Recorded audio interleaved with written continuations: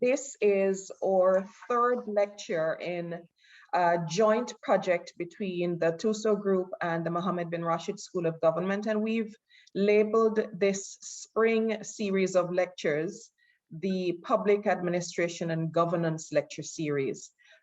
We started off the session looking just at some of the issues as related to ethics in policymaking. We moved on to looking at issues with education. And this morning, we're joined by Charles Schulze and Matthew Goldie-Scot, both from the THUSO group. Charles is a monitoring and evaluation specialist at THUSO, and Matthew, who you're familiar with if you've been attending these lectures, is an international policy specialist at THUSO, and both of them are founding partners and in the executive at that amazing consultancy group. This morning, we're looking at the topic, the two imposters, lessons from perceived triumph and disaster in foreign policy. So as a population, we cannot deny that there has been significant change to the social order. We hear the term, the change in the social contract, the erosion of the fabric of society. We hear all these changes being talked about, and these things have been precipitated by global crises, wars, the pandemic, and things have changed very quickly. And unfortunately, sometimes our policy relationships or foreign policy relationships and institutions haven't been able to keep abreast. And so we're hoping that this morning we're going to be looking at some of the lessons that have been learned from the victories and from some of the suboptimal outcomes in foreign policy decisions and how those have affected policymakers in various contexts. So without further ado, I'll hand over to Charles, and I'll ask you, Charles, if you're better perhaps at giving a succinct introduction of yourself than I can. So Charles, over to you. Great. Can everybody hear me okay? Yes. Yeah, and let me get this set a little bit more comfortably. And can everybody see my screen? Yeah. Fantastic. Thank you very much, Dr. Warner. I'm very grateful and I'm very happy to be here again. I always enjoy these discussions and the lectures, and I'm very excited to be presenting.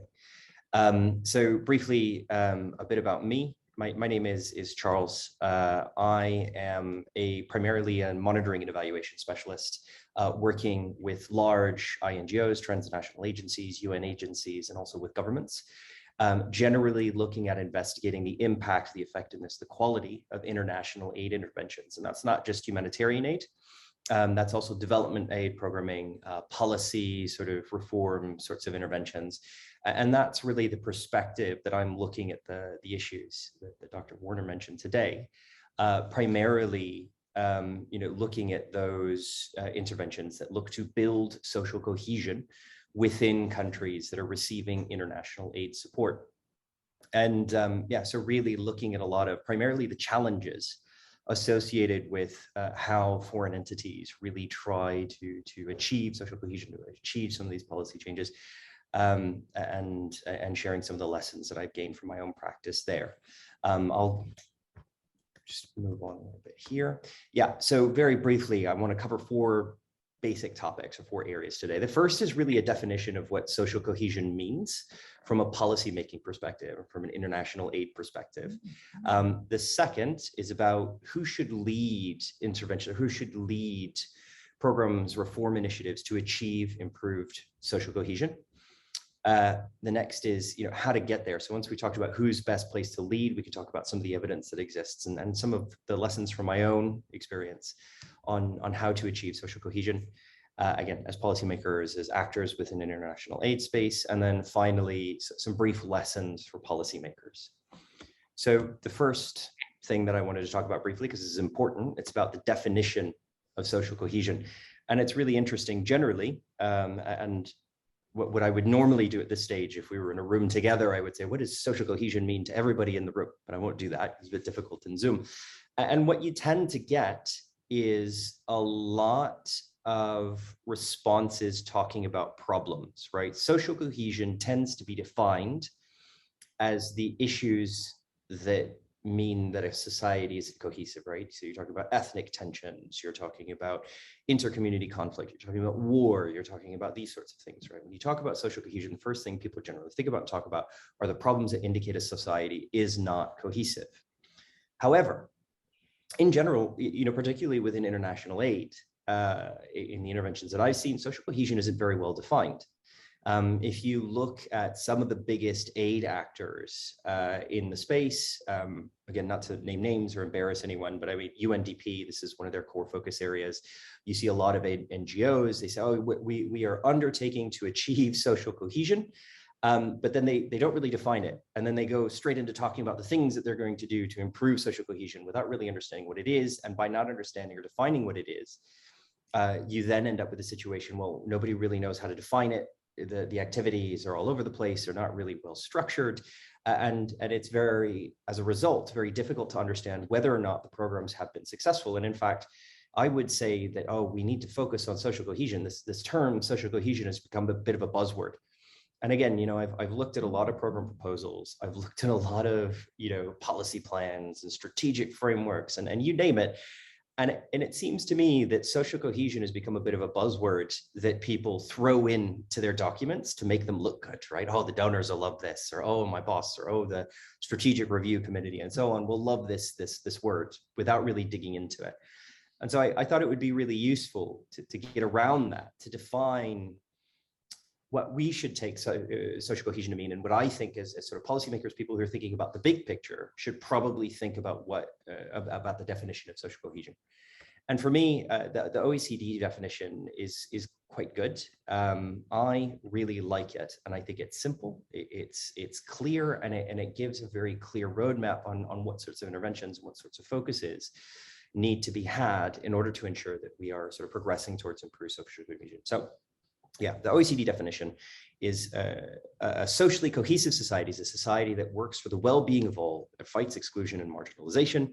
Also, the members enjoy social affiliation, mutual trust, and equal opportunities for progress in life. And I think that this is a really, really good definition. It's solid.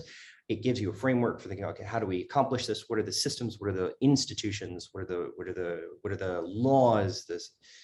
These sorts of things that need to exist, right? And we can really start to define it.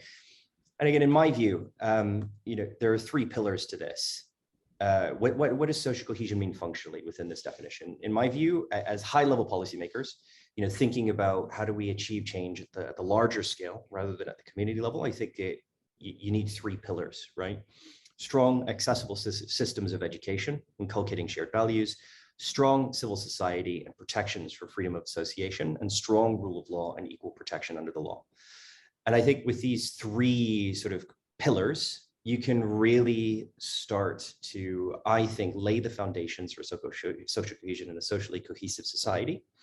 Now, what I wanted to talk about a little bit today was some of the things that I've seen, some of the experiences that I have, some of the lessons that I've learned about what has and hasn't worked in those interventions that are trying to build a strong civil society within particularly developing countries, and how to build strong rule of law and equal protection under the law, again, generally within developing countries. Now, my colleagues have spoken extensively about strong systems of education and so on in previous lectures, and I won't touch on that one today because I think it's been rather comprehensively discussed, and I'm not sure if there are recordings of those other lectures, but if there are, I would encourage you to go and watch those.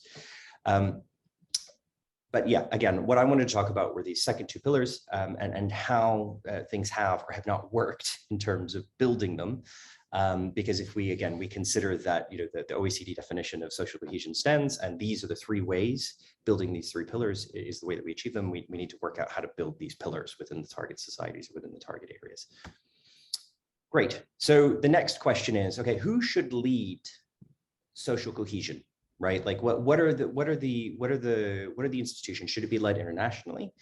Can international stakeholders, can international entities build social cohesion through strengthening of rule of law, through strengthening of CSOs within target countries? Is that possible?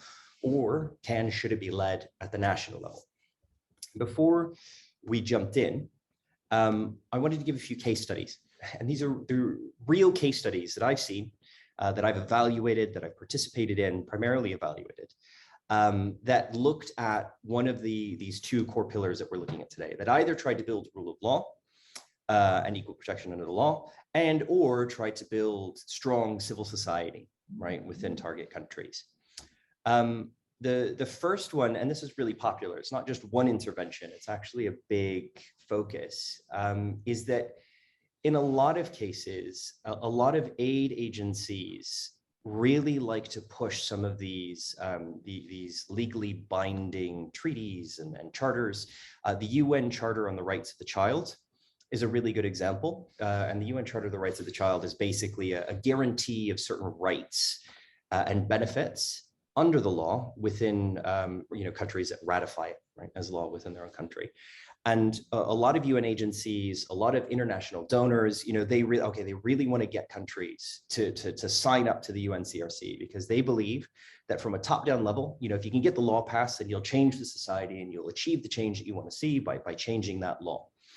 And it's really interesting when you look at the countries that have or have not ratified this and made it law in their countries. You do begin to see that this idea of top-down change, right? This idea of changing or improving rule of law, improving the legal systems in a country, improving the quality of life and civil society within a country through just legal change, right? By just passing laws, probably doesn't work. When you look at the United States, who has their own problems, who has not ratified the UNCRC, but it has been ratified in Somalia, Sudan, North Korea, Eritrea, and Iraq.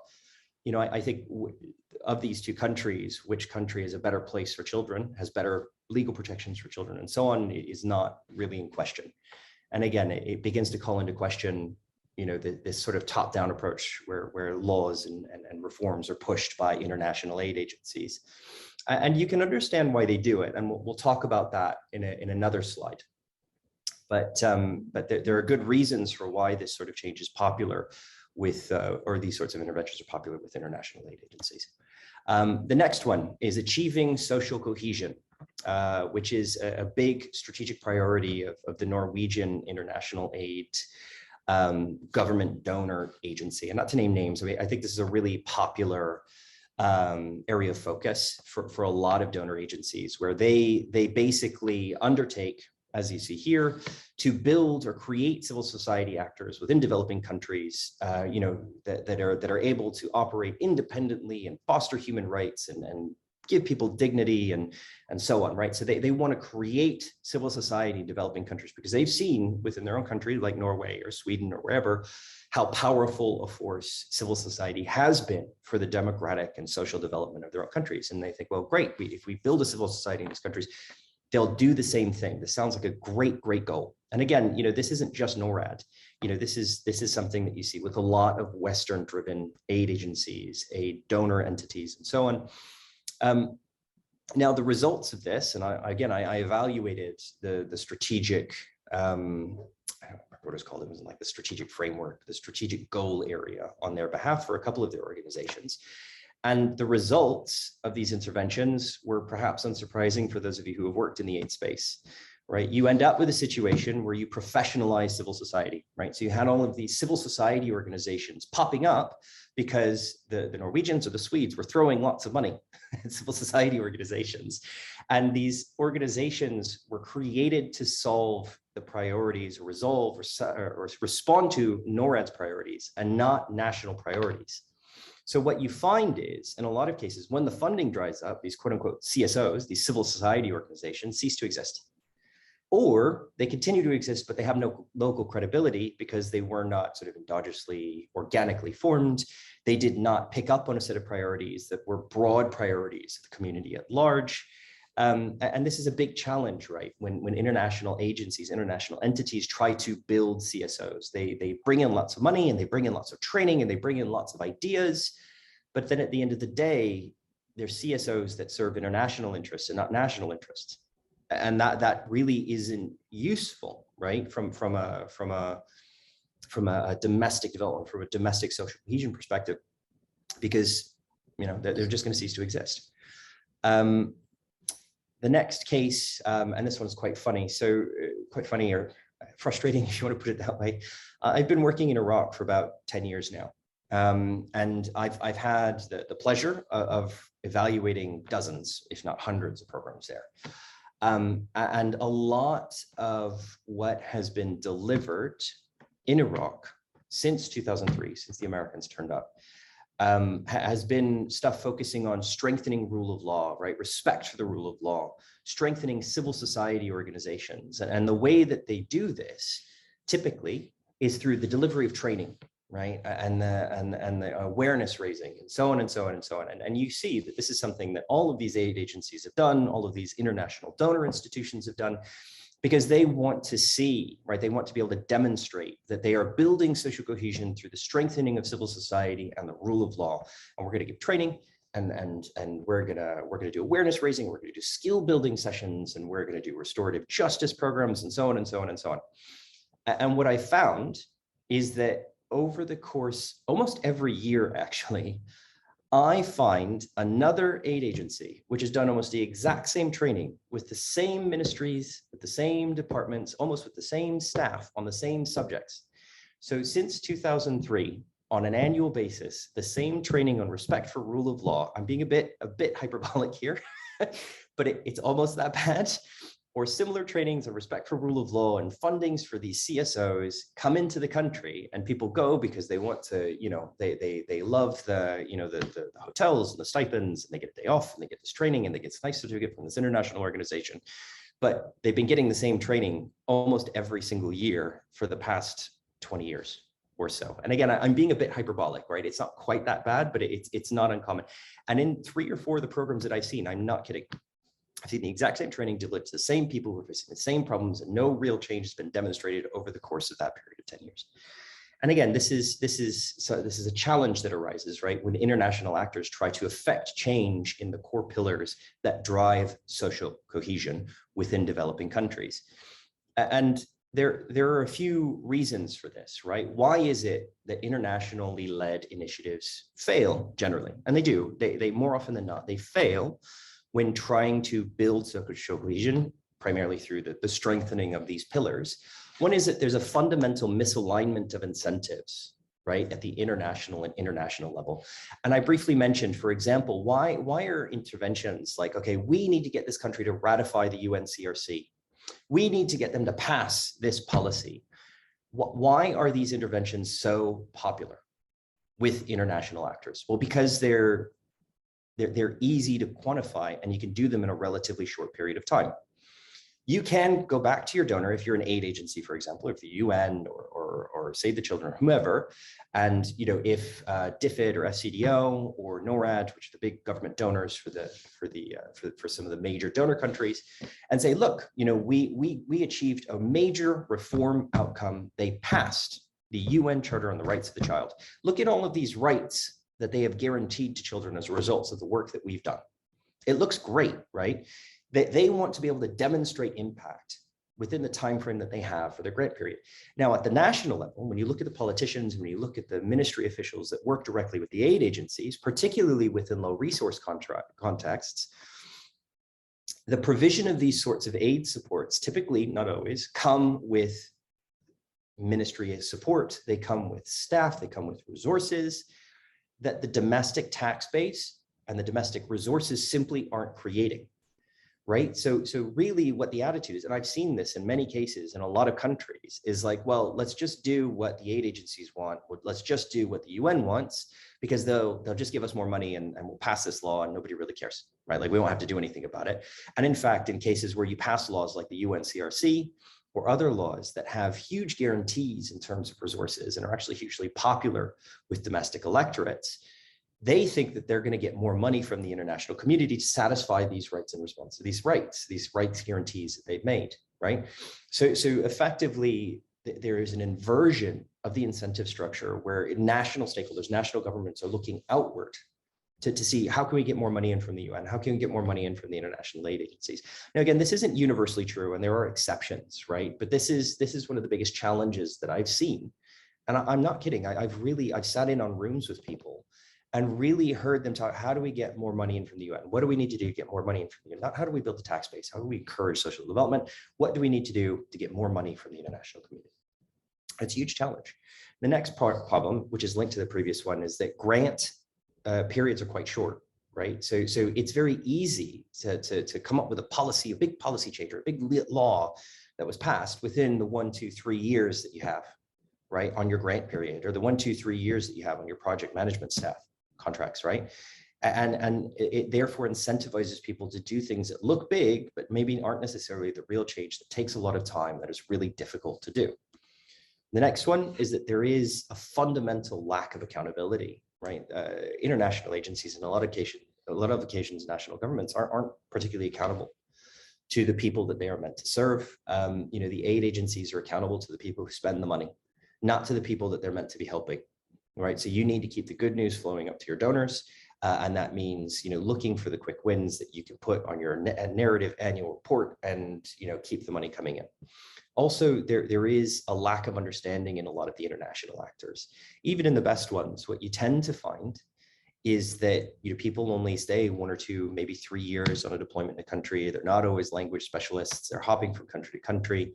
And they don't necessarily have the local understanding and the long-term commitment to a context that's required to achieve change in those fundamental pillar areas, right? People know at the national level, this guy's going to come and go, just tell him what he wants to hear, and we'll get the money and it'll be fine. We don't have to worry about it. And again, I've seen this in a lot of countries on a personal basis. Again, there are exceptions, but by and large, these are a lot of the biggest challenges that you see. Another one, which is quite amusing, is that international aid is subject to the vagaries of shifting foreign policy priorities of donor countries. And you see it between administrations in the United States or in Britain. You see it even in the grant period. So for example, I saw this, it happened 3 times. I was doing a program advisory in Timor-Leste focused on their early childhood education. No, I'm sorry. It was their curriculum. It was the curriculum for Timor-Leste. And everyone was quite frustrated because they said, oh yeah, every 3 or 4 years, another major donor comes in with this major reform package. So we change all of our curricula, and we change all of our teacher training systems, and we change our whole way of doing education at the primary level based on these $150 million investments from first Australia, and America, and then China, and so on. And even within countries, right, even individual sort of donor countries, there can be shifting priorities. There can be multiple donor entities, right, that are pushing for influence. So you've got the State Department and USA, which are nominally the same, but they're not. Often, push different priorities even within a country and pull people in different directions. They create this sort of conflict. And also, in a lot of cases, the way that policy and priorities are set at the international level are done on the basis of buzzwords. And I really hate to put it this way, but for example, this is a really good example. In the United States, I think the last administration there, if I'm not mistaken, said, oh, we want 50% of our funding to go to gender issues. And that was it. That was really all they said. And they sort of left it up to everyone else. So now, you have other countries that say, oh, we want child-centered education to be the focus of what we do. And they use a lot of these buzzwords that sound great, but then when it comes to the actual implementation and understanding what we want, it's very difficult. And also these buzzwords and these fads shift within, every administration almost, and you end up with these big changes and insufficient continuity to really achieve the long-term change that's required to build social cohesion in developing countries. Yeah, and we'll talk a little bit more about this one, but there is a lot of focus, given the preceding challenges, on creating laws and systems and policies that reflect international priorities, but have actually very little to do with what the people's real day-to-day life actually looks like. And when you do this, right, you undermine rule of law, you undermine people's respect for the law, you undermine the credibility of the law. But you got your big policy change. And I know that a lot of aid agencies undertake to not do this, right? They try to work very closely with the national government, so on. But even when they try not to, there are still a lot of things that are pushed on countries that aren't necessarily reflective of the local context. Yeah, so in a lot of cases, And, again, this is very difficult to quantify. And this is just on the basis of my own perceptions, of my own experiences. More often than not, international intervention, when in areas where you're trying to build CSOs, when you're trying to strengthen rule of law, if not doing more harm than good, they're certainly not doing a lot of good. And that's not universally true, but I think it is true in most cases. And it's a huge challenge, right? And it's one that I think the international community has yet to deal with effectively. So what the evidence suggests then is that the most effective means of building social cohesion through the strengthening of these pillars really needs to come through local leadership and the willingness of local lawmakers and policymakers to build legal systems which reflect the social and legal, or if you call it, extra legal reality of the countries that they seek to govern. We'll talk a little bit more about that. And as we've seen in previous cases, international interventions, they take the view, right, that if you create a law, if you create a policy, if you create a government system that tells people to do what the international community wants it to do, that the change will come over time. And in fact, the opposite appears to be true in a lot of cases, right? You can't enforce change through law in developing countries, particularly where the rule of law is already quite weak and not particularly respected. So we'll get to that in a minute. So yeah, so we've established, right, that it probably needs to be nationally led, and it needs to be realistic, and it needs to be pragmatic. So how do we get there, right? How do we achieve social cohesion through the strengthening of others, through improved rule of law, through making sure I'm not running over time, through improved rule of law, improved education systems, which I will leave to my colleagues, and improved civil society. How do we get there? Yeah, and there's a really interesting sort of theoretician and historian, I suppose, who has investigated how it is that rule of law and the sort of the relatively strong sort of legal systems that we look to in Western countries, how is it that they came to exist, right? What was the historical trajectory that resulted in the creation of these systems that for many countries serve as sort of, I don't want to say that they're perfect, but serve as sort of a guide, like we want to accomplish what universally of Britain or Sweden or the United States has, right? And it's because, it's because of this, right? So laws grow upward out of the structures and customs of a whole society, right? And they move downward from the policies and values and rules of society. Law helps to integrate the two. The systemization of law within various communities was possible only because there had previously developed an informal structure of legal relations in those communities.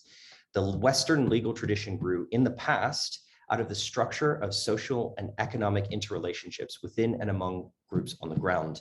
Behavioral patterns of interrelationship acquired normative dimensions. Usages were transformed into custom and custom into law.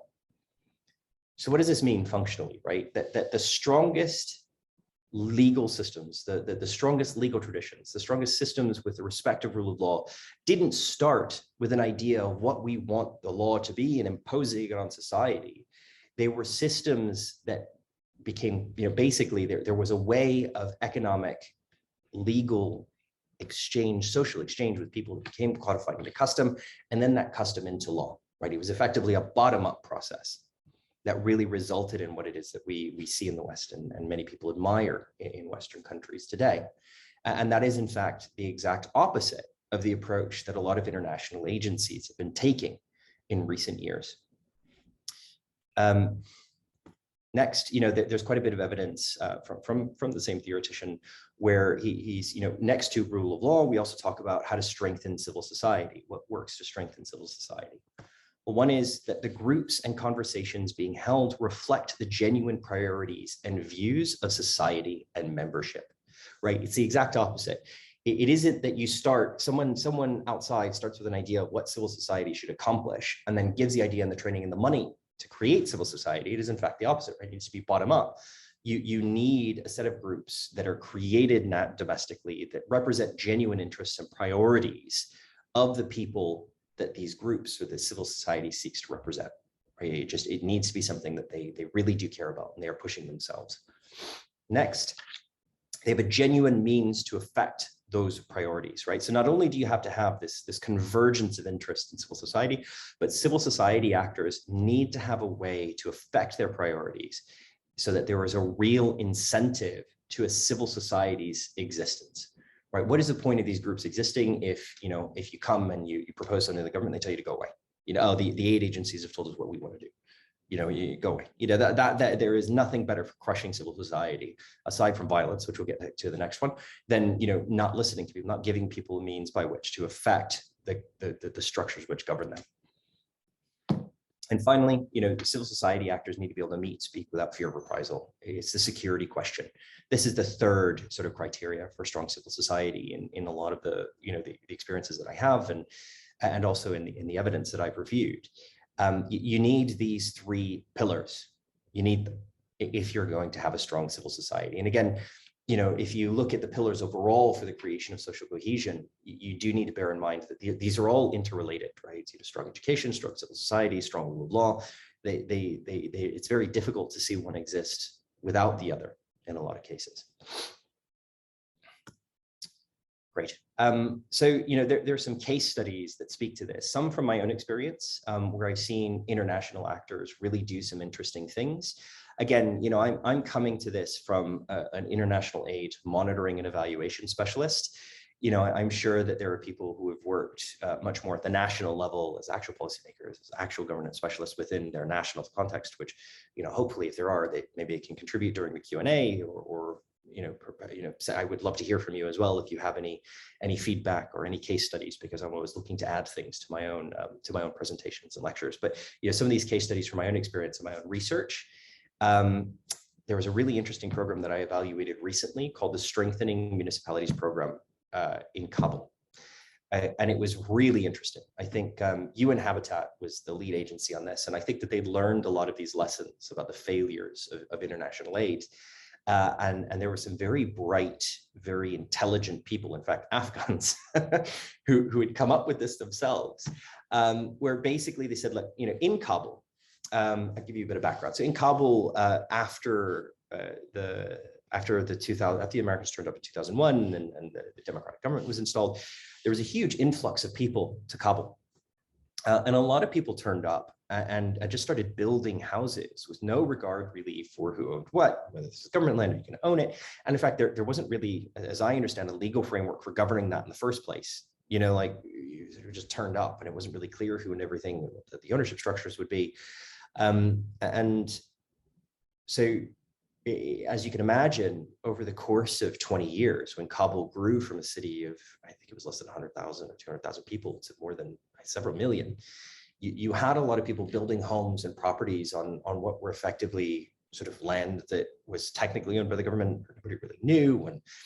And what this meant was that people had these assets that were not legally theirs, right? And when you have an asset that isn't legally theirs, you can't turn it into capital, you can't borrow against it, you can't make it work for you. And this is a big driver of poverty.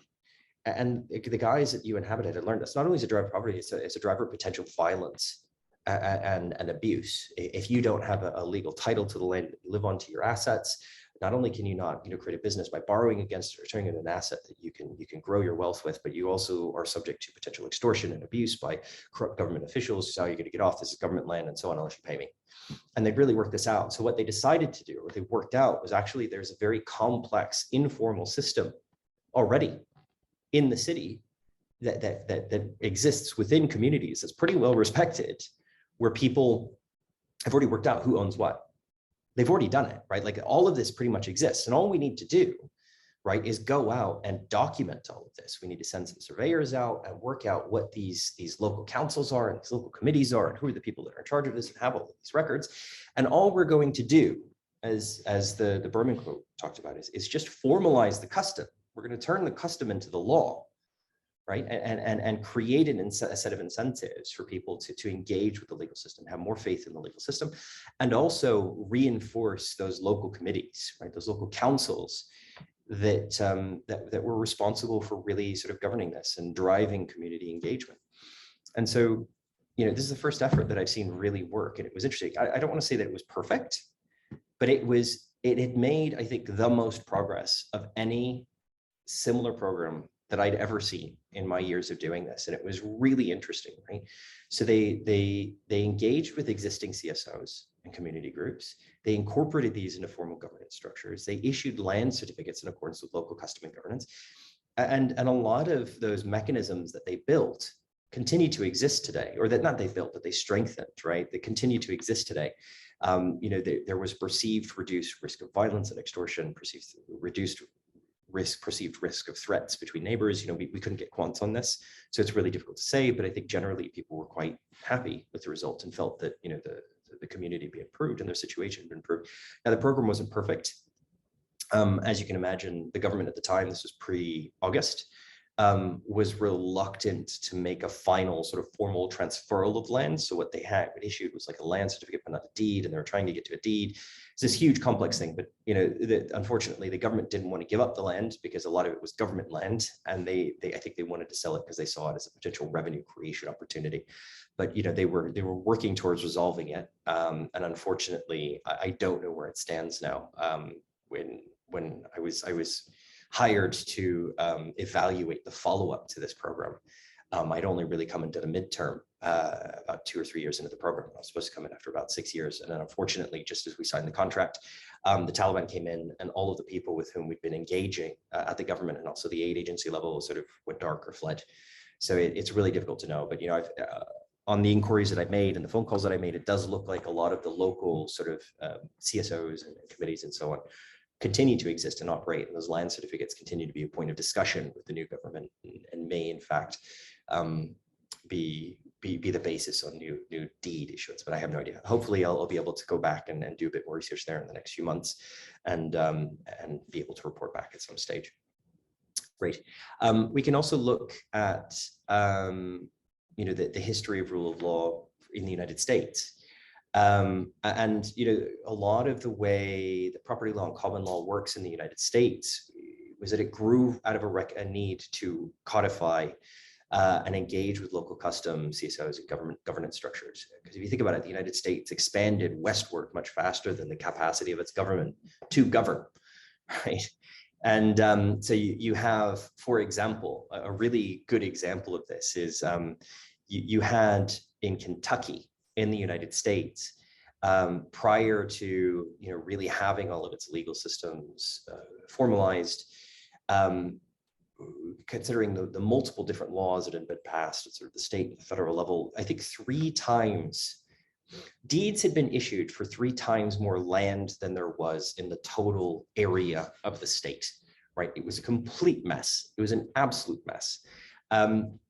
And so you had this situation where a lot of people who were living on their land, who had been there for almost a generation, 2 generations at this point, who had been engaging with these local normative systems of ownership rights and dispute resolution and so on, who were living there, who came into conflict with the federal government, because the federal government said, oh, you don't know this, we own this, and we get to dictate who owns it, because they just simply, people were forced to create their own legal structures without depending on the American rule of law, the American federal government.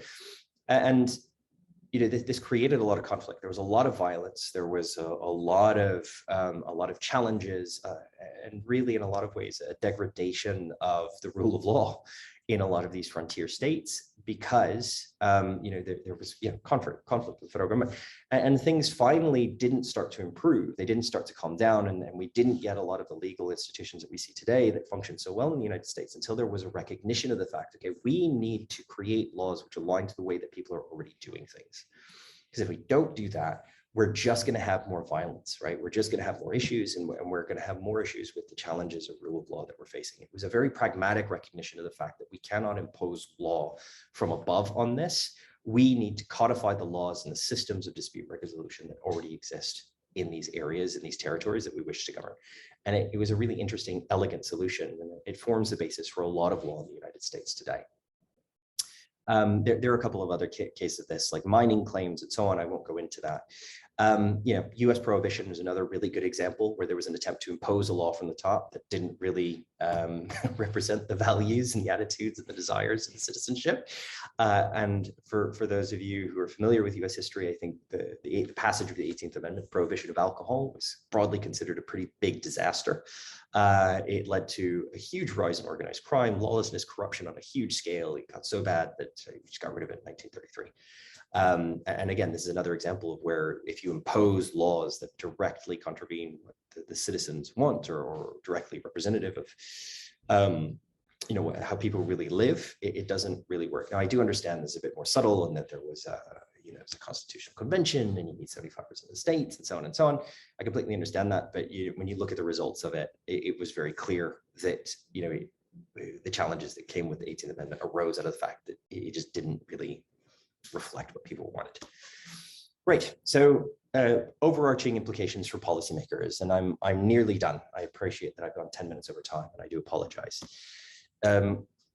So strengthening social cohesion requires creation and strengthening of the underlying frameworks for education, rule of law, and civil society, right? Like if we want to create a society in which people live at peace with one another, where they don't feel the need to resolve their conflicts with violence, where they feel that they have recourse, where they feel they have influence with their government, you build social cohesion, right? The next point is that this process needs to be nationally led. It can't be internationally led. It needs to reflect national, local needs, priorities, and realities. This only works. It only works if lawmakers and policymakers create systems and frameworks that reflect the reality of how citizens govern themselves and interact with each other in social and economic ways.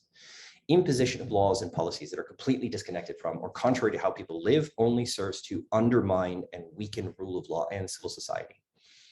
Civil society needs to be genuine and reflect genuine local priorities. And they must also have a real concrete means to affect their priorities in relative safety. And by a means to affect the priorities, I mean not through the use of corruption or violence, but through the government, right? Through the governance structures. And finally, unfortunately or fortunately, depending on how you look at it, this approach does require a need for pragmatism and patience with some practices and views that may not necessarily align with our own, right? You have a fundamental tension between how do we create a system for rule of law that actually works and reflects the way that people live, that people will respect, and how do we use law as a force for what we consider to be change for good? And there's a big tension between these two things. And that tension needs to be considered, I think, very carefully when reform initiatives are undertaken. And that's it for me. I'll turn it over to my colleague Matthew now. And again, apologies for having gone 10 minutes over. But thank you. And I'm looking forward to the Q&A session. Thank you very much, Charles, for that really, really insightful presentation, where we have a common understanding of what social cohesion should be, and perhaps confirming what we knew, that homegrown, pragmatic rule of law, or rule of law that's codified from the existing sentiments among citizens, tend to lead more successfully to social cohesion than the ones that are imposed in a paternalistic way by entities that feel, oh, this is good for you at this time. And where social cohesion is an add-on, it doesn't necessarily work that way. It needs to be part of that strategic policy making in any context. So thank you so much for that. And now I'm going to turn over to Matthew, who will continue to look at some of the challenges that arise when there's a deficit in understanding the local context as we're trying to establish a social contract. So over to you, Matthew. Thank you so much, Charles, for that introductory lecture. Really, really interesting content, and lots, I think, to explore there in the question and answer session afterwards. And thank you so much, Dr. Warner, as always, for having us here today, and for your very gracious introduction. Can I just check that everyone can hear me and that you can see the screen that I'm sharing? Yes, Matthew, we're hearing and seeing you clearly. Perfect. So today I'm going to be talking about the social contract in international foreign policy. So looking specifically at challenges which arise from deficits of understanding of local context, and really looking at lessons that we can draw from history about how these issues might be resolved. For those of you who've not encountered me before, very briefly, I'm originally from a small country in Southern Africa called Lesotho, although I grew up in East Africa. And I spent my years at university at the universities of Cambridge and Oxford, and worked in academia, where I taught at the University of Cambridge before going into consultancy. And now I work in an advisory capacity with governments and intergovernmental organizations internationally, including extensive work in the GCC, as well as places like Afghanistan, Pakistan, Uganda, Lesotho, Zimbabwe, the Maldives, Uzbekistan, which gives me a range of interesting insights into some of the context we'll be discussing today, as well as work with intergovernmental organizations such as the World Bank, the GPE, the OSCE, and UN agencies. In terms of today's session, I think what I'd like to do really is start with a definition of terms. So I'd like to begin by thinking about what we mean by the social contract. In the broader understanding, people talk about the social contract as the agreement between the ruler and the ruled. But when you try and address this with regard to foreign policy, what's already quite a complex theoretical framework, it's derived from, the name is derived from Rousseau's social contract, but the area of political thought dates back to ancient history.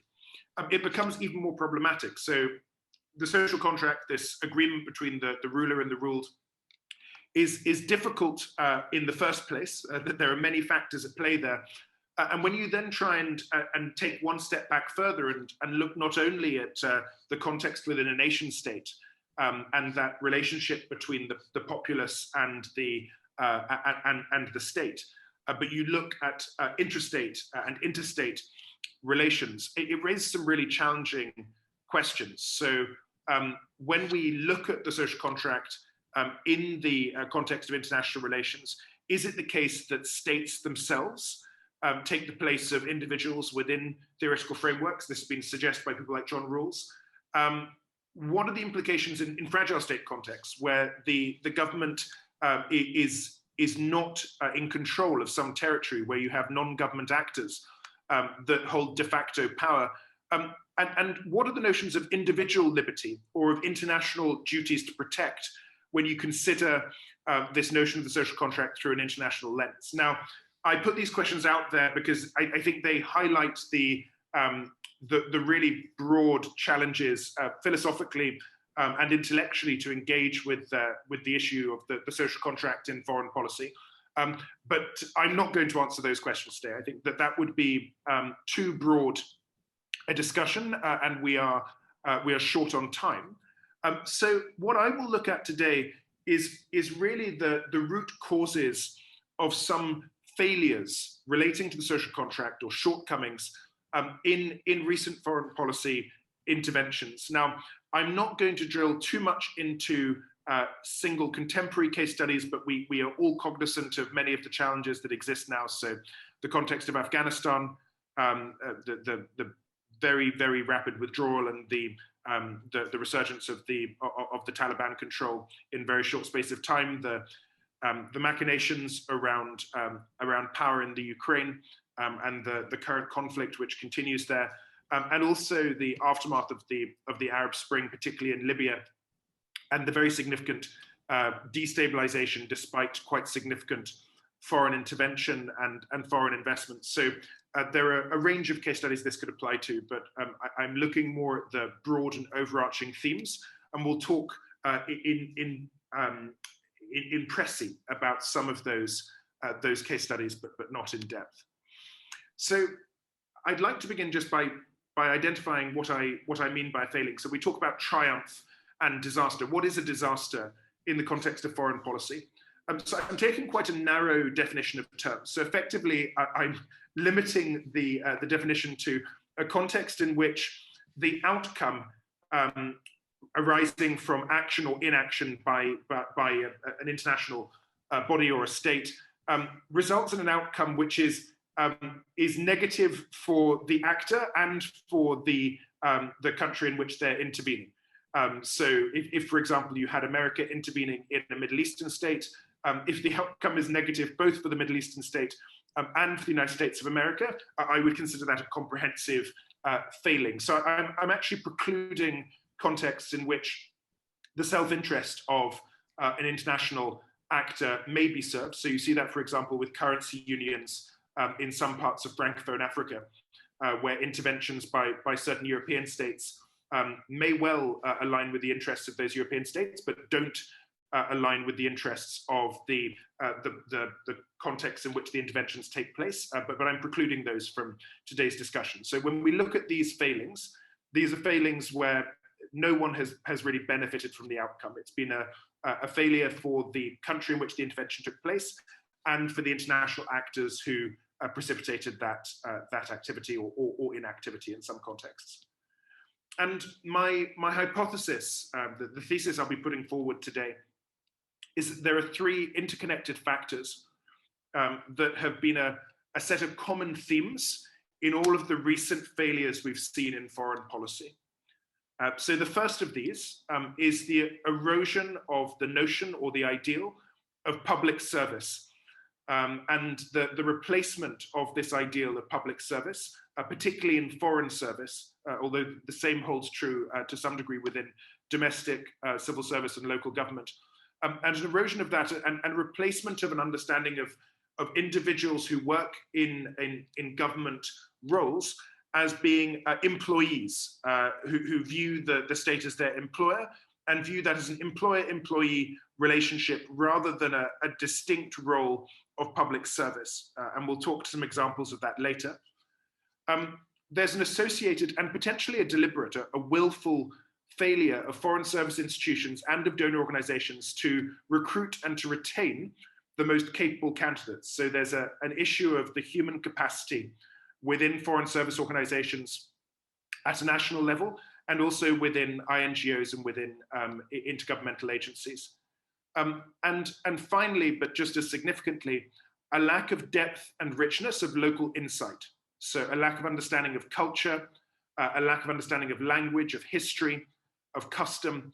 And this arises in part from a lack of long-term postings internationally in foreign service, and thereby a lack of institutional memory. And this speaks to many of the points raised by Charles about the frequent shifts of direction in international policy. So just to give some case studies to look at what I mean by these issues. So when I talk about a failing of public service, just in recent news, you can see the French diplomatic corps, the Lebanese diplomatic corps, the Israeli diplomatic corps, and myriad others threatening industrial action over either promotion prospects, so the diplomatic rotations, so that's the case in the Lebanon, over budget, so not even remuneration, but budget for spending. You see that in the case of France, or in the case of working conditions in Israel. You have people who are in a role of public service who have entered into a contract to serve the country's interests and the interests of its citizenry, whether at home or abroad, and yet are acting in the interests of themselves, not of the institution. And this is a labor relations question.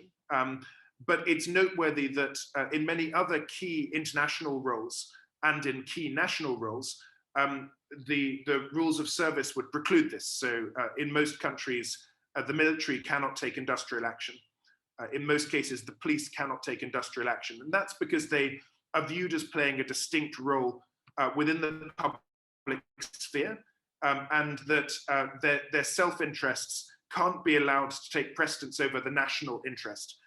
And so it's interesting to see this emerging. And you get some particularly striking examples. So there was a parliamentary report recently published into the disclosures made to various parliamentary committees about the evacuation of Kabul. And it's really interesting to look at the priorities that were being placed at the heart of the decision-making within the FCO, or FCDO, as it is now. So at the very height of the evacuation of Kabul, so this is where there were numerous nationals who were at risk, that their lives were at risk in Afghanistan, who needed urgent extraction from the country. there were times when the offices and the telephones were effectively unmanned. Staff were encouraged by management to look to their own welfare, to make sure that they weren't stressed, that they weren't doing overtime. Those who tried to work overtime because they were concerned were explicitly told that they should go home, and that it would be inappropriate for them to go the extra mile or to put in additional effort. And as a result, there were times where there were no people picking up the telephones to these calls from people whose lives were at risk, and where messages were either not being read or being read in a cursory manner. The human cost of this was that many of these people were killed. There are numerous instances in Helmand, for example, of those who'd worked with the United Kingdom, with USAID, with various other Western-backed interventions, both on a military and a civil in a military and a civil capacity. So that includes, for example, people who are involved in women and girls education, were killed by the new regime. And that is a really interesting case study to look at, that relatively well remunerated Foreign Office officials in London were actively encouraged to prioritize their welfare in a context in which people were dying in Afghanistan. And that in my mind, encapsulates the concern that I'm highlighting about people in foreign service viewing their role as a job, and the foreign service as their employer, as a 9-to-5 obligation, and no more, rather than a duty of public service to serve the interests of the nation and the interests of those parties to the nation, allies to the nation, seems to have been eroded. It's also very interesting to see that the FCO is unable to fill key posts. And the reason given is because people feel that the rates of pay are too low. Now, historically, the FCO was able to recruit strong candidates despite paying much less than many comparable foreign service organizations in terms of the private sector or the United Nations. But what's also interesting is that this appears to be unique to certain areas of public service and not of others. So when you look at this deficit which exists, it exists to a significant degree within foreign services and within home civil services, as well as within donor organizations, but much less so within the military, where in fact rates of pay are even lower. So you see this in the United Kingdom with recruitment to Sandhurst, and to specialist organizations within the military, such as 77th Brigade. And you also see this with the United States military academies, so West Point, the Air Force Academy, and so on and so forth, where the competition for entry is very significant, and where high quality candidates are being engaged and retained, and where there appears to be a continued attitude and commitment to the notion of service, rather than simply an employer-employee relationship. So it's interesting to see how this has been retained in some contexts and eroded in others. Within that context, we've also seen a real issue around language competency, and we'll come to that later because it's another contributing factor.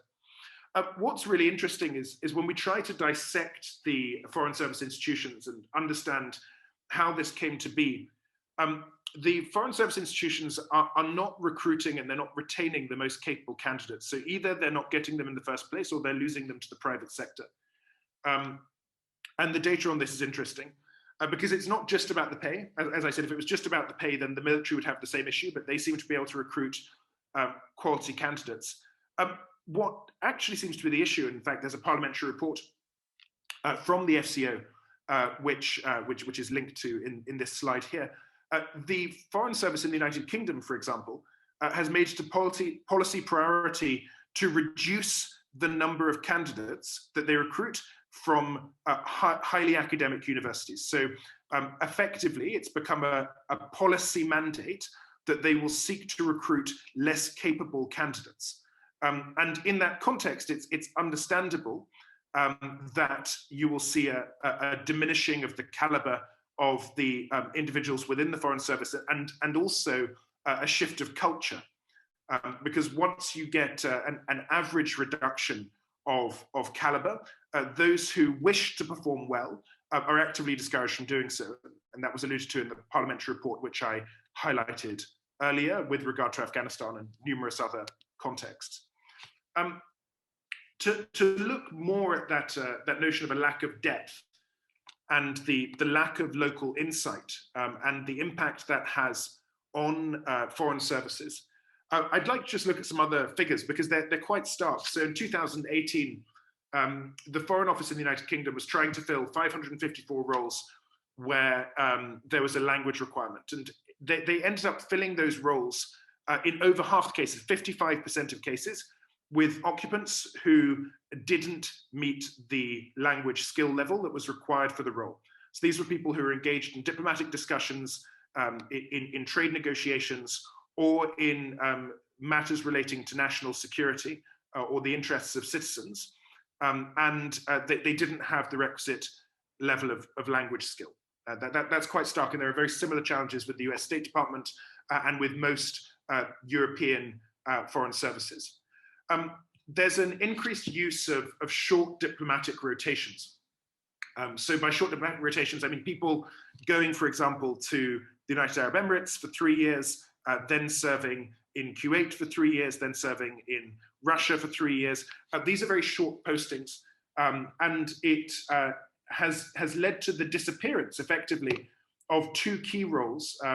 The former now almost entirely gone. So that was the idea of the resident within the diplomatic system. So a long-term career diplomat who stayed in one country, got to know the history, the culture, the language, the customs, and could be a counsel to the ambassador, and also a conduit in informal negotiations to those in influence within a country, and also people who could build up a bank of favors that could be cashed in at times of crisis. Now, that role has almost disappeared. And the other, which has declined very significantly, is that of the political officer, who would almost always have had historically a regional or a nation-specific focus. And you have the last of the great generations of political officers would probably be someone like Michael Semple, now frequently lectures at Harvard, is also an academic at Queen's Belfast. He was a political officer in northern Pakistan, in Afghanistan, and played a very significant role in the European Union's interventions there. And really last of a generation of fully integrated political officers who immersed themselves in the local culture, understood the local history and the traditions, and had complete competence in multiple local languages. Underpinning that, there's also been the decline of well-established training institutes that built that cultural and that linguistic awareness for foreign service professionals. So to look at what happened, so the erosion of those institutions and those competencies, I'm going to look at some interesting case studies. So I'll actually start with Shemlan. Some of you may be familiar with Shemlan. Its full title was the Middle East Center for Arab Studies. It was very briefly in Jerusalem just after the Second World War, and then moved to the Lebanon to a fairly small village called Shemlan, and it became known not as Mekkas but as Shemlan, often referred to as the school for spies. It trained many generations of security professionals, so CIA officers, MI6 officers, but also career diplomats. And for a period of about 30 years, all Western Middle East diplomacy was shaped and overseen by graduates of Shemlan. So people who had gone to the Lebanon, immersed themselves in the culture, in the language, in the history of the region, who were fluent Arabic speakers, and who had a deep understanding and appreciation of the local culture. Now, Shemlan is no more. Shemlan has been closed, and there hasn't been a successor institute. So it's true that some of that gap has been filled by AUB, to some extent AUC, but not in the same way that Shemlan really shaped the understanding of the region and gave depth and breadth of knowledge, understanding language and culture to career diplomats and to security officials within the Middle East for many decades.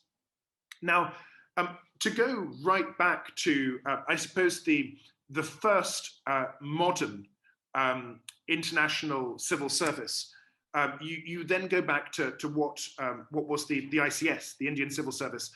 It effectively remains intact as one of the three all-India services in India. It's now the IAS, the Indian Administrative Service. And that was the first context where there was a real effort to recruit truly the very best candidates into foreign service. And now the IAS competition is some of the most competitive recruitment of any civil service internationally, and that continues today in India along with the other all India services, so the forestry service and the police service.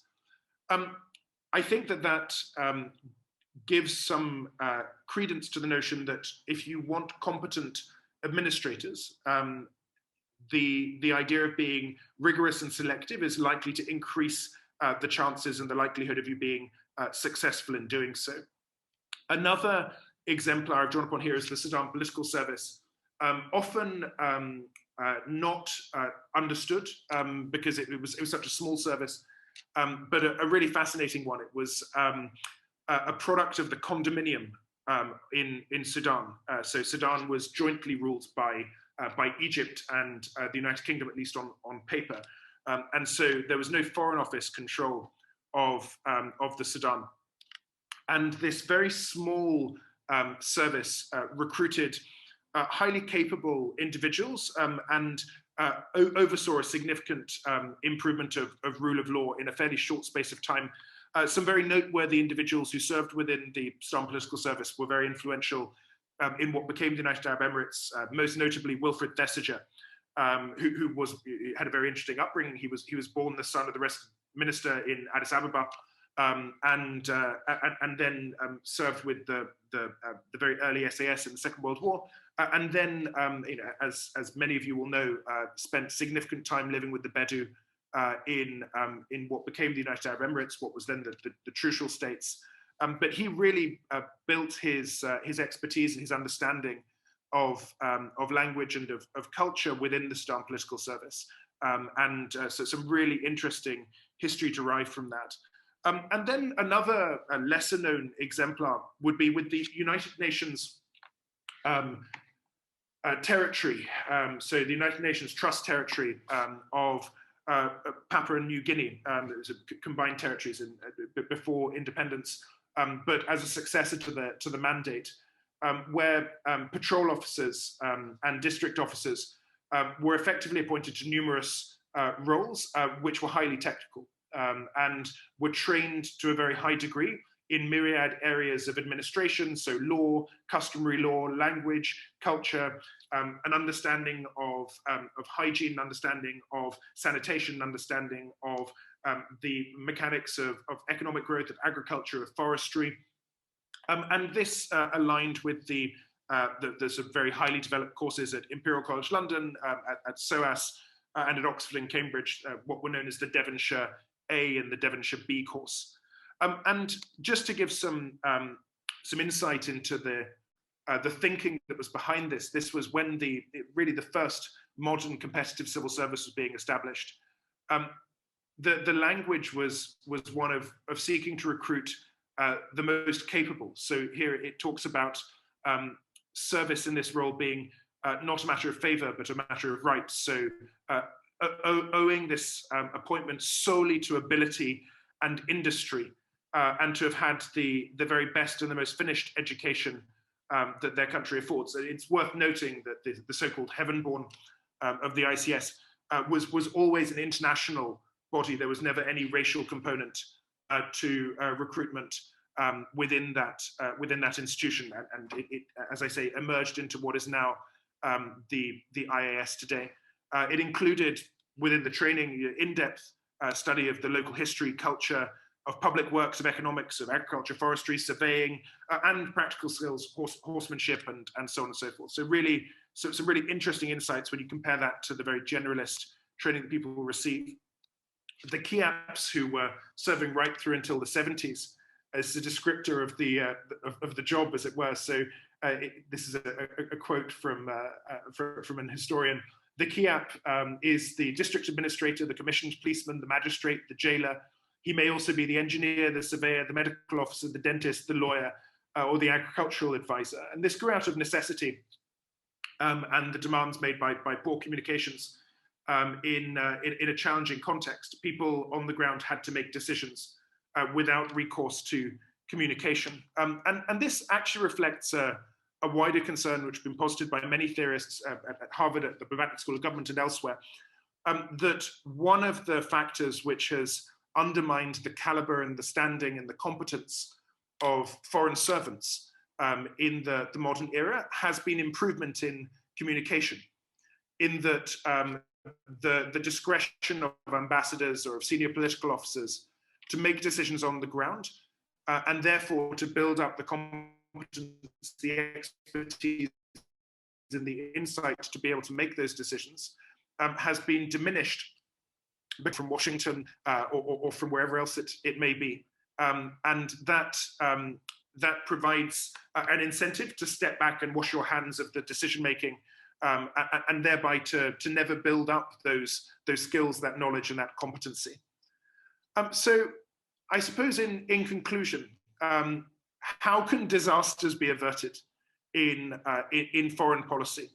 Well, my thesis is that when we look at the failings in Afghanistan, we look at the failings in the Ukraine and Libya and elsewhere, these three concerns that I highlighted, that there's been an erosion of public service, that we're not recruiting, we're not retaining the best people, and that there's a lack of insight into local culture, local history, and this is really underpinned by the destruction or the disappearance of the institutions which formerly built those competencies.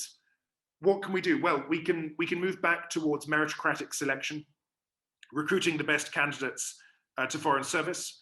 We can improve the technical insights of training and make sure it provides insight into local language and culture, which will likely necessitate a return to the idea of the specialist rather than a reliance on generalists in public service. We can look at who we're hiring and the values they bring to the role. The military continues to do this effectively, so it clearly can be done. And I think bringing those values of public service are key if we're going to address these issues. And I think we should learn from history. There are many bad things that were done in almost all of the contexts I can look at. Within the ICS, there were many issues. There remain issues within the IAS. There were issues with the condominium in the Sudan. Shemlan was not without its detractors, and there were reasonable concerns raised about Devonshire Course A, Devonshire Course B, but nonetheless, change is not always synonymous with progress, and it's important that as we seek to improve things, we don't disregard established practice where we can demonstrate that it delivered value. I suppose my ultimate conclusion is that without insight into language, history, and culture, we're likely to continue to repeat failures and repeat mistakes time and time again. Just to give some final case studies, I think it's really interesting to look at the work of Rory Stewart, particularly his work on the Coalition Provisional Authority in Iraq, where he served as a deputy government administrator. Some really interesting insights into the failings of international intervention to understand the local context. The work of Michael Semple, I mentioned previously, one of the last of the highly trained career political officers, completely conversant in myriad languages of South and Central Asia, and living long-term immersed in the culture and the heritage and the context. And then finally, the work of Dr. Mike Martin at the War Studies Department at King's London, who's written, I think, probably the most definitive study as to why the Helmand interventions in Afghanistan failed so spectacularly. And his thesis is very simple. People didn't understand the context, the history, or the culture, and therefore almost all of the interventions were doomed to fail from the outset. And even just a cursory knowledge would have prevented those failures. Now, We don't want to see disaster. We'd like to see more triumph. And I hope that these are lessons that we can draw from and that we can learn from the mistakes of history and seek to avoid repeating them. So I'm very grateful to have had this opportunity to speak today, and I really look forward to any questions that you may have. Thank you so much, Matthew, for following up with that. And as I'm listening, I'm beginning to think Winston Churchill was a prophet when he said, after a time, civil servants tend to become no longer servants and no longer civil. This judgment that you've just laid down on the state of, you know, the civil service and public servants and their role in governments, you know, their abandonment of some of those roles in different contexts where there's been conflict, it's really very troubling. And so you think of how far we've come from the initial understanding of what public administration should be when Max Weber and Woodrow Wilson and the early fathers considered what a civil servant should be: very qualified, very specialist, based on merit, not on, you know, who you know, or, you know, your ability to sway opinion. Those were not things that were factored then, but clearly now it's how you can sell yourself, and, you know, and who's the person who's going to employ you for that. So very worrying assessment that you've given here, Matthew. And we can see how, because of the caliber of the people who are in these different offices globally, perhaps many of the decisions that are being made are not optimal decisions. And so that again leads us to think, where do we go? As you asked the question, what do we do? And you presented a couple solutions. But what I'm going to do now is I'll open the chat for anyone who wants to ask a question, or if you would engage your microphone and you could ask a question. We have about 10 minutes for that. So I'll ask you to jump in. If you don't get on the microphone, if you just post your questions in the chat, and we'll get Charles or Matthew to answer those questions for you. Really, really interesting conversation this morning so far. So let me just look at the chat currently if we've got any questions coming in. I mean, while we're waiting on others to come in, one of the questions that I want to ask is, what are some of the, Charles talked about the duplication of efforts, and in you know, trying to train people in rule of law, different agencies doing the same thing. And Matthew, you spoke about, you know, the deficit in understanding the local context. How do we contain those flaws? What do we do as a society? So I think the question about the training as well, you know, the multiple NGOs doing the same training with the same government entities, the same beneficiaries, is not just a question of duplication. It's also a question of questionable methods, right? So it's unclear to me that any of these things have worked. And in fact, I don't know that they're intended to. And I know that sounds really cynical, because I think, in short, I don't think the incentive structures within the aid world as it exists align with the minimization of duplication of effort, align with the use of methods and tools that only work because of the short-termism that we mentioned, because of the, you know, the incentive structures that align to good news going up to beneficiary, to donors and to your bosses and so on, and a lack of accountability to the people that you're supposed to be serving in the end. My short response would be that there needs to be a firmer distinction between humanitarian and development aid, and I think that needs to be a serious reconsideration of development aid generally, because I think in many cases, not all, but I'd say probably at least half, they probably are doing more harm than good, or no good at all. So I think what's required is a serious reduction and reconsideration of development aid. And again, I'm distinguishing that from humanitarian aid, which is a separate discussion.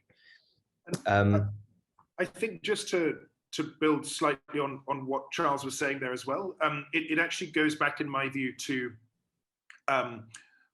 one of the core failings of policy, and it was something I addressed in the first lecture we had together at the Mohammed bin Rashid School of Government, and it's the ought implies can dilemma. And I think that where we see a lot of these initiatives failing is that no one's really gone to look at whether or not it's even possible to do the thing they're trying to do, let alone whether there's local appetite for it. So it's the imposition of something that may never work on people who haven't been consulted about whether it's what they want or they're interested in. And so it's not very surprising that those go amiss. What I would say, just as a countervailing point, because we're not looking only at disasters, but we are looking at triumphs also. We have seen some things work really well, and I think they work really well when they align to local interest. And so, a lot of the work that Charles highlighted there really stems from the work of Hernando de Soto, the Peruvian economist who's really shaped this field. And it's because the incentives align for everyone. It works for a government to address issues of land title, because it means that you increase inward investment, you increase capacity for trade. It benefits indigenous and local people and those affected by poverty because they have access to banking and they can leverage assets. And it suits the interests of the private sector because it allows for increased profit. And it also serves the interest of international trade partners because they can benefit from growing markets for their products and services. So, I think that's a really good example. And then also, when you're single-minded about something no one's going to object to, I think you can also achieve a huge amount. So the eradication of the guinea worm, which has now effectively been achieved more or less single-handedly by the Bill and Melinda Gates Foundation, I think demonstrates that you really can affect change where you have a clearly defined target, where there's buy-in for addressing what it is you're trying to do, and you do it in a systematic way without changing direction. And to give the international community some credit, the drive with the Millennium Development Goals for universal primary completion was also a significant achievement in a fairly short space of time. And that was because most people wanted to be able to have improved schooling for their children. It was an existing desire, not one that was imposed externally. So just some initial thoughts there also. Thank you very much. There's a comment which is also something of a question, going back to monitoring and evaluation of the redundancies or the duplication or the lack of coordination among aid agencies. Why were there no options to track what each agency was doing? Is there no oversight of what's going on? They're nominally supposed to report to and act under the direction of the government, but that simply doesn't happen. And what you tend to find is there are sort of nominal coordination entities which governments are supposed to chair, which typically are governed by the primary donors and some of the primary aid actors and UN agencies in each and every country. And you're supposed to have these coordination entities, but you have huge variation in the quality of these. And also, speaking to the issue of institutional memory, you have a huge level of turnover as well, not only in the aid agencies, but also in the government, representatives that are posted to these coordinating bodies of varying effectiveness. So even if there was another project or a similar project that was done 3 or 4 years ago, I can pretty much guarantee you that in 90% of cases, the people who are on that body today have no memory of it because they're just completely new people. And it's, yeah. I just say it can be even more dramatic than that, in that, I was in country in a sub-Saharan African context. In fact, you were there with me, Charles, and we were developing a national school improvement policy. And we had 3 sets of meetings over the course of 6 weeks with the same committee. So the committee had the same title, and it was a completely different group of people on all 3 occasions, just in a 6-week period, because there was such high turnover within the committee. So in the final meeting, there was not a single person serving on the committee who'd been on the committee when we arrived. So in a 6-week period. So Yeah, Matthew, I think you cut out at the last bit there. But what also is an interesting commentary, just listening to the information that you guys shared, was this idea that because a lot of the external inputs do not factor what's happening on the ground or the sentiments of the local people, the governments basically themselves are not representing the local people. Their intention really is perhaps to attract aid on one hand, and this is at the loss of representing to these aid agencies, you know, what is it that is going to serve the people? So at what point should the government be held responsible for saying, well, these are the processes we have in place, these are the traditional ways we do things. How do we then, as you mentioned, Charles, codify some of these things to lead to more social cohesion? Or how do we at the same time attract donors but use what is a homegrown or a grassroots understanding of how the society functions to drive that? That is the problem. I think it's a huge challenge, and there are no easy answers. I mean, you know, using Afghanistan as an example here, again, not to offend any of our Afghan colleagues who may be here, I think 80% of the government budget came from aid funds. 80% of the money that the Afghan government had to spend came from aid funding. And all of these aid actors, while nominally meant to coordinate themselves, right, didn't actually really do it, and certainly didn't do it over the 20 years that they were providing those huge levels of support. So, you know, it's just natural that these sorts of challenges arise. And again, not to offend anyone, but I think that the fall of the government is indicative of the degree to which they did in many cases fail to really represent the views of the people that they were meant to govern. That's not to say necessarily that the Taliban was more representative, simply that, you know, the Western supported government didn't really do that very well. As far as sort of like how to leverage that, again, I think it's a really big challenge, because you have so many different countries with so many different competing policy priorities. And generally, even though they say, these countries, that, you know, oh, our position, our goal is to strengthen civil society, it's to improve rule of law, it's to improve the development of such and such, really what they're trying to do is curry influence and favor in a lot of these countries. And that's what a lot of the incentives align to, right? It isn't so much about, you know, we're using aid to actually make these countries better. I think in a lot of cases, it's a lot more to do with sort of the foreign policy objectives that you have as a country. And as long as aid is seen as that sort of tool, I think that the incentives are going to align much more with gaining the alliance of the government rather than really achieving the change and building the structures and institutions that we want to. I think in short, really, I think aid needs to be seriously reconsidered, and I think it needs to be reduced. And I don't really have at this stage, and this is something that I'm working on, I don't really have any short answers on how to fix that. I think it's really, really very difficult. I think the last thing I'll say though, is that I think a lot of countries have wised up to this. And they've realized that aid funds aren't necessarily good for your country. I think India has basically just started refusing almost all aid, unless you invest in their country under very specific circumstances and very specific conditions and very specific things.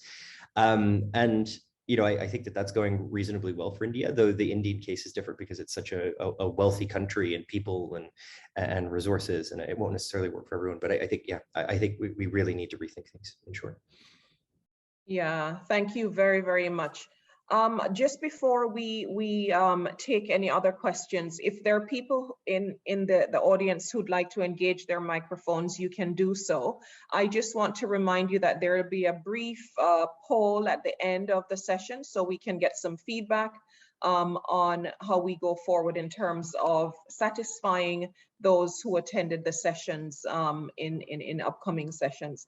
Or next contact with the THUSO group is going to be around, it's sometime in May. I don't have the exact dates at hand. يعني حتى في التوظيف مثلا احيانا تقولي سيري دوري سيفيات but we'll be posting that information so that our audience can be aware of our next session.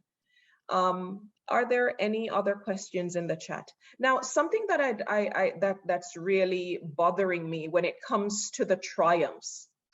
If we should take a look at examples from the UAE. Now, the UAE is a relatively young country, and we've waded into the social cohesion and establishing good examples of what a social contract should look like. What is it that we've done different here? Or what is it that the leaders here have done differently from many of the examples that we've seen around the region? So I think to speak briefly to that, I think that the United Arab Emirates has got a very unusual demographic context. In some ways, there are overlaps and similarities between what were the Strait settlements and what were the trucial states, in that you had fairly dispersed groups combined with a shared cultural and religious identity, Islam in both cases, but with very large migrant communities that facilitated the economic development. And I think that what has been very well achieved by the leadership in the United Arab Emirates is creating a context in which perhaps not multiculturalism, but a plurality of cultures can exist and thrive within a country, including the culture and the lives and the expectations and the desires of the citizenry. Now, the citizenry in most contexts in the United Arab Emirates is a fairly low proportion of the population, so circa 8%, I think, in Dubai City, and the plurality of the nation state comprises expatriates from South Asia, well over 60%, from India and Pakistan, and within that context, I think it's the two balances of freedom and responsibility that exist within the United Arab Emirates that have allowed for that development to take place. So the state is there to provide rule of law and to provide opportunity for individual enterprise and effort. But with the exception of the citizenry, it's not there to serve as a safety net or a subsidizer. And that serves the interests of the citizenry, and it serves the interests of the worker, of the investor, and of the entrepreneur. And I think that that combination, along with a real emphasis on tolerance with regard to personal liberty, particularly with regard, for example, to cultural freedoms and religious freedoms, has really manifested in the emergence of effectively city-states within the United Arab Emirates that have been able to thrive in a similar way to the way that Singapore did, with similar levels of inward investment and migrant labor. And I would say that there are interesting parallels between the leadership of Sheikh Mohammed and the leadership of Lee Kuan Yew, and parallels between the approaches that have been taken. There's a lot more to discuss there, but I would say those are some of the facets that have underpinned the success of the United Arab Emirates, specifically within the region.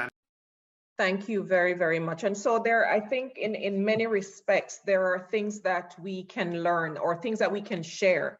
And we, as I guess, policymakers, researchers, academics within this region, people who work within the public sector, we can look at these examples and we can have some pride in the way that the social cohesion here has worked, given the diversity and so on within the society, and how we've actually handled ensuring that the fabric of civil society remains intact for the most part, given all the changes that have taken place in recent years. I think we've come to the end of our time, and I just want to say thank you immensely to our two very, very, very expert speakers this morning. I've certainly learned a lot. The examples, the cases that you have shared are just so real And they help us to understand a little of the work that you do and the work that we still have to do in this area of understanding social cohesion and understanding how important the local context is as part of our attempt to help development in different developing contexts. So thank you very, very much, Charles and Matthew, for your time with us this morning into afternoon. And I wish you all the best. Thank you also to our audience. We had about 70 attendees on the call today. I really appreciate you spending your Ramadan afternoon with us. I wish you all Eid Mubarak when it comes, and we look forward to seeing you at our next session. So thank you very much again, gentlemen and audience. Thank you so much, Dr. Warner, for having us here today. It's been a pleasure and a privilege, as always, and thank you so much to the participants for joining today's session. Thank you. Thank you very much.